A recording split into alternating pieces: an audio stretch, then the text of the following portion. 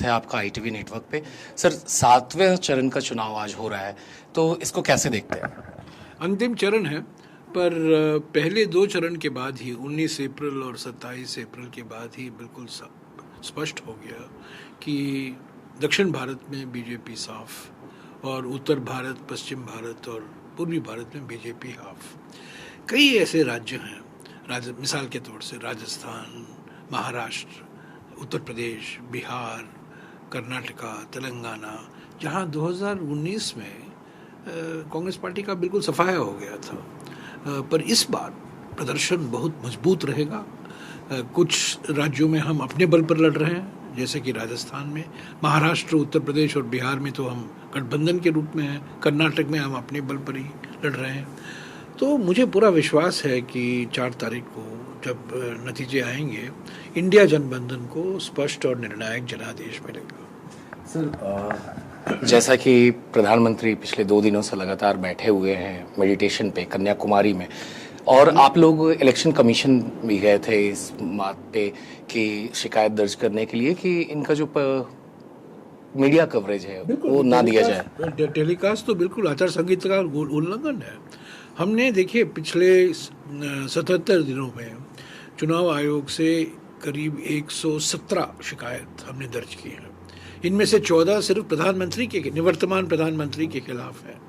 और कल ही हमने इस चिंतन को लेकर जो कन्याकुमारी में बैठे हुए हैं, हमें कोई आपत्ति नहीं है। 1 तारीख के बाद वो करें, 4 तारीख के बाद तो उनके पास बहुत समय होगा, तब भी कर सकते हैं।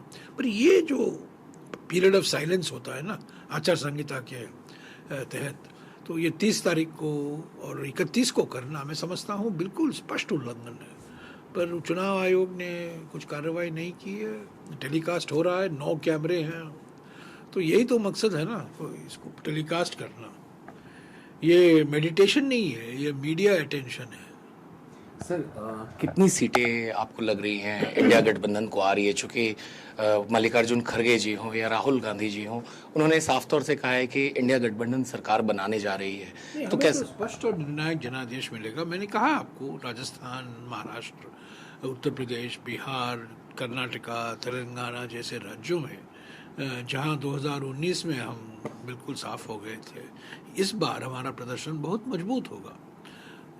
और जो किसानों की नाराज़गी है, पिछड़े वर्गों की नाराज़गी है, युवाओं की नाराज़गी है, चुपचाप तरीके से लोग वोट दे रहे हैं। और इस बार संविधान भी एक बड़ा मुद्दा बन गया है कि संविधान में जो आरक्षण के प्रावधान है वो खतरे में है, क्योंकि आरएसएस के नेता, बीजेपी के नेता नहीं चाहते ये आरक्षण बरकरार रहे। तो हमने कहा है जाति गिनती करवाइए, जाति जनगणना करवाइए, ताकि अनुसूचित जाति, अनुसूचित जनजाति और पिछड़े वर्गों को आरक्षण का पूरा हक मिले। उस पर निवर्तमान प्रधानमंत्री ने कुछ कहा नहीं। और दूसरी बात जो हमने कहा है कि 1992 में सुप्रीम कोर्ट ने 50% की सीमा तय किया था कि आरक्षण जो है SC, ST और OBC का आरक्षण 50% पार नहीं हो सकता। तमिलनाडु एकमात्र ऐसा राज्य है जहां 69% है, पर वो हमारे संविधान के 9वीं सूची में सुरक्षित है।